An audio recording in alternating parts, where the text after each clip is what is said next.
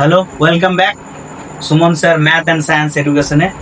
আজ তোমাদের ক্লাস 9-এর সামনে ইউনিট টেস্ট এক্সাম। তোমাদের আগস্ট মাস থেকে সম্ভবত ইউনিট টেস্ট শুরু হয়ে যাচ্ছে।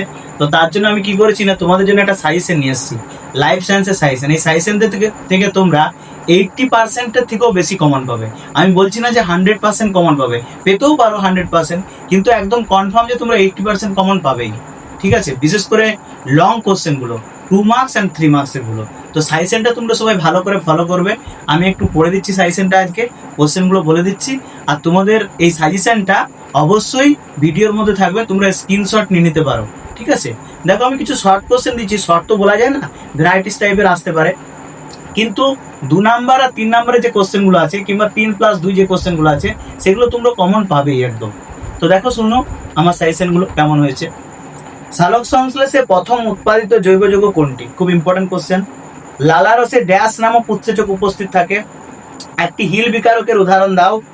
পালমোনারি কুপাটিকা কোথায় অবস্থিত? মানে এর অবস্থানটা লিখতে বলেছি। তোমরা সব কুপাটিকাগুলির অবস্থান এবং কাজ অবশ্যই দেখে যাবে। ব্লাড ব্যাংকে রক্ত রাখার জন্য ব্যবহৃত রক্ততঞ্চন বিরোধী একটি পদার্থের নাম লেখো। একটি আংশিক পরজীবীর নাম লিখো। মানুষের রক্তে এবিও শ্রেণীবিন্যাস এটি কি আবিষ্কার করেন? মৃতজীবী পুষ্টি সম্পন্নকারী সপুষ্পক উদ্ভিদটির নাম লিখো। প্রাণী পুষ্টির শেষ পর্যায়কে কি বলে? তোমরা কিন্তু সব পর্যায়গুলো দেখে যাবে, প্রথম পর্যায়, শেষ পর্যায়, সমস্ত পর্যায়গুলো।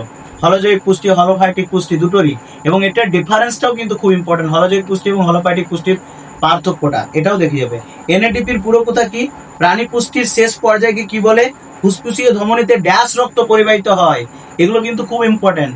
কখন শুদ্ধ রক্ত পরিবাহিত হয়, কখন দূষিত রক্ত পরিবাহিত হয়। মানুষের একটি শ্বাসপেশির নাম। ফুসফুসের আবরণকে কি বলে? আরসোলার হৃৎপিণ্ডের প্রকোষ্ঠের সংখ্যা কয়টি? সালোক সংশ্লেষে উৎপন্ন প্রথম স্থায়ী যৌগটির নাম কি? খুব ইম্পর্টেন্ট কোশ্চেন, পিজিএ। এটার উত্তর হয় PGA, phosphoglyceric acid. Phosphoglyceric acid. মানুষের দন্ত সংকেতটি লিখো। অবশ্যই দাঁতের সংকেতটা তোমরা পড়ে যাবে। 4 রকমের দাঁত আছে, জানো তো? কি কি দাঁত? কেনাইন, প্রিমোলার, মোলার, আর একটা প্রথমে যেটা থাকে সেটা কি? সেটা হচ্ছে ইনসাইজার। ঠিক আছে। ফিতাকৃমির রেচন অঙ্গের নাম কি? অ্যালার্জি প্রতিরোধ করে কোন শ্বেত রক্তকণিকা? পিজিএলডির পুরো কথা কি? স্বভাব শোষণে উৎপন্ন মোট এটিপি অণুর সংখ্যা কত? স্যাঙ্গুইনিভরি কাকে বলে? হিমোলিম্ফ কি? একটি প্রোটিওলাইটিক উৎসেচকের নাম। এই গেল তোমাদের শর্ট কোশ্চেনের কিছু ইম্পর্টেন্ট শর্ট। আর এরপর আসছি 2 নাম্বারের। এরা এই 2 নাম্বারে তোমরা কমন পাবেই। 2 নম্বরে কি কি কোশ্চেন আছে? সন্ধান প্রক্রিয়া দুটি অর্থনৈতিক গুরুত্ব, খুব ইম্পর্টেন্ট কোশ্চেন। সালোক সংশ্লেষকে জারণ বিজারণ প্রক্রিয়া বলে কেন? বাষ্পমোচনকে প্রয়োজনীয় ক্ষতিকারক পদ্ধতি বলে কেন? ধমনী এবং শিরার একটি গঠনগত এবং একটি কার্যগত পার্থক্য লিখো। ফটোফসফোরাইলেশন কাকে বলে? সালোক সংশ্লেষে আলোক দূষায় ব্যবহৃত বস্তুগুলি কি কি? বাষ্পমোচন পদ্ধতিটির দুটি গুরুত্ব। ক্রেবস চক্রকে টিসিএ চক্র বলে কেন? মানবদেহে লসিকার দুটি ভূমিকা। সালোক সংশ্লেষে জলের দুটি ভূমিকা লিখো। বিএমআর কি? ত্রিপত্র কুপাটিকার অবস্থান এবং কাজ। একটু আগেই বললাম যে বিভিন্ন ধরনের কুপাটিকার অবস্থান এবং কাজ অবশ্যই করে যাবে। এখান থেকে কিন্তু কোশ্চেন তোমরা পাবেই পাবে। মুক্ত সংবহন এবং বদ্ধ সংবহনের দুটি পার্থক্য। যকৃতকে কেন অতিরিক্ত রেচন অঙ্গ বলা হয়? Very very important question.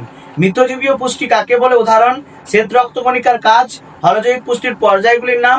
রসের উৎস্রোত বা অ্যাসেন্ট অফ স্যাপ বলতে কি বুঝো?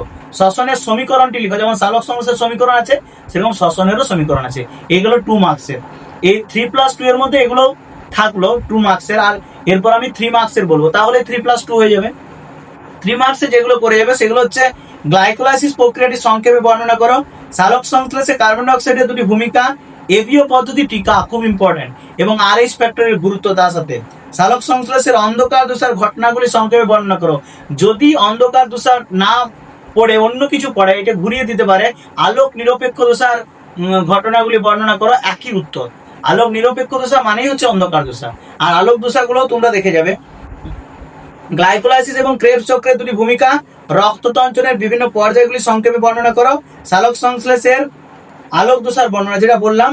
আর এরিথ্রোব্লাস্টোসিস ফিটালিস কি? খুব ইম্পর্টেন্ট। আর তোমরা দুটো ছবি দেখে যাবে, দুটোর মধ্যে কমন পাবেই পাবে। এক হচ্ছে নেফ্রনের চিত্র, আর 2 হচ্ছে মানব হৃৎপিণ্ডের লম্বচ্ছেদের চিত্র। এই কয়টি তোমরা করে গেলে অবশ্যই আশা করি তোমরা পাবেই, একদম 80% কমন পাবেই তোমরা। এই গেল তোমাদের লাইফ সায়েন্সের কোশ্চেন। আর অবশ্যই এটা তোমাদেরকে আমি স্ক্রিনশট তোমরা করে নেবে, ভিডিওর মধ্যে দিয়ে দেবো।